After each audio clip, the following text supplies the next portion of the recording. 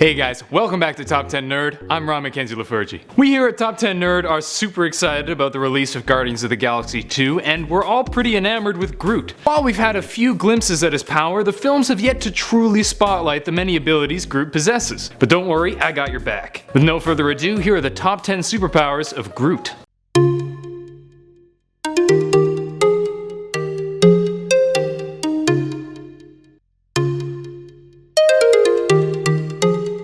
Number 10. Bioluminescence. This is one power that was new in the film, but totally makes sense given his other abilities. With Groot's ability to control and manipulate plants, it's totally plausible that he could potentially impart bioluminescent properties onto these plants and throw them out to increase the light of the room. It's pretty useful too, especially since so many of the Guardians depend on, being able to see. Number 9. Cuteness. While watching Groot bust out some sweet moves is super adorable, this cute exterior conceals one dangerous dude. Groot is just adorable, and when he's Big Groot bumbling around drinking fountain water and eating twigs from his arms, it's hard not to pause and think, aww. It may be a short-lived awe because it would likely be followed by a smack followed by unconsciousness, but it's cute nonetheless. Even when regenerating as Baby Groot, his cuteness helps to lower the guard of his enemy. Baby Groot is still a force to be reckoned with despite his lesser strength. Number 8. Groot has the ability to increase his size and shape, allowing him to stretch his arms out, grow to an enormous size, or as we saw in the first film, take the form of a protective cage to save his friends. While in the movies he tends to stick with a more manageable size to make the various shots easier to set up, in the comics he's often quite large, often growing to be taller than a tree. This ability is powerful and extremely versatile, adding to the already considerable usefulness of Groot. Number 7. Groot can alter the properties of his sap, allowing him to make himself highly flammable. This is not a power he uses often, but it has been incredibly effective in the past. When fighting at the Babel Spire, Groot was able to change the properties of his sap to make it extremely flammable. He then expanded himself to take up the whole tower and let the Guardians set him on fire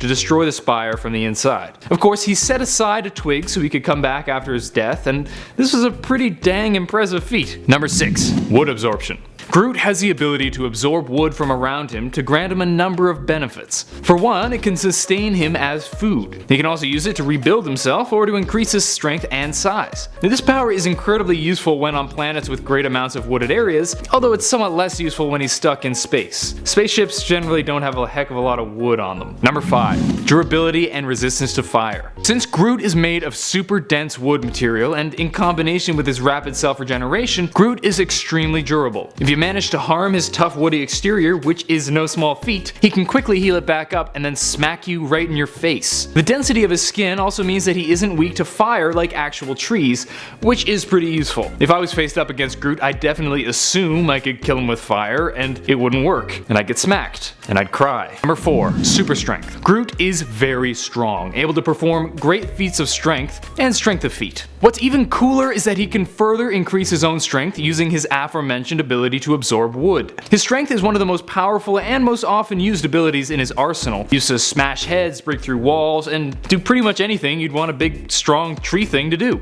Number 3. Groot has the ability to manipulate wood, also known as dendrokinesis. This hasn't really been seen in the cinematic universe, but it's super impressive and useful ability that he can use. He's even used this to bring an entire forest to life, and it's since been used in a variety of ways, both with living trees and regular wood. He can even transform wood on a molecular level. Sure, dendrokinesis isn't the most useful thing in a metal-filled spaceship that he often finds himself on, but when planet-side, it's a huge advantage.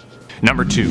In the same vein, Groot can form and manipulate plants with his powers of chlorokinesis. He can cause plants to grow, change their shape and size, rearrange them, and use them for any number of things. He can trap enemies in vines, catch friends in a hammock, or just give a pretty flower to a child. If Groot had his way, he'd be focusing on the flower giving, but as a hero, he does have to focus on the more combat-oriented uses. Number 1. Regeneration. Groot has highly accelerated cellular regeneration that can be further sped up by absorbing wood from his surroundings. This is useful in fights as he can regenerate wounds mid-fight, but it really comes in handy in dire situations. Using his regenerative abilities, Groot is able to essentially come back from the dead. He's able to cut pieces of him off, which will become the new Groot should he die. This process takes time. While in the comics he can grow back to normal size quite quickly, in the films this process takes time, and he spends a good chunk of his time in the ridiculously adorable Baby Groot form. But this impressive ability is incredibly useful, especially since it's allowed allowed him to sacrifice himself for the other Guardians a few times without fear of dying for good. That's it for today. Hope you guys enjoyed. If you did, please smack that thumbs up button and subscribe to Top 10 Nerd for more sweet nerdy videos. Let me know in the comments which of Groot's powers you'd most like to have. Until next time, I am Groot with Top 10 Nerd. Later, nerds.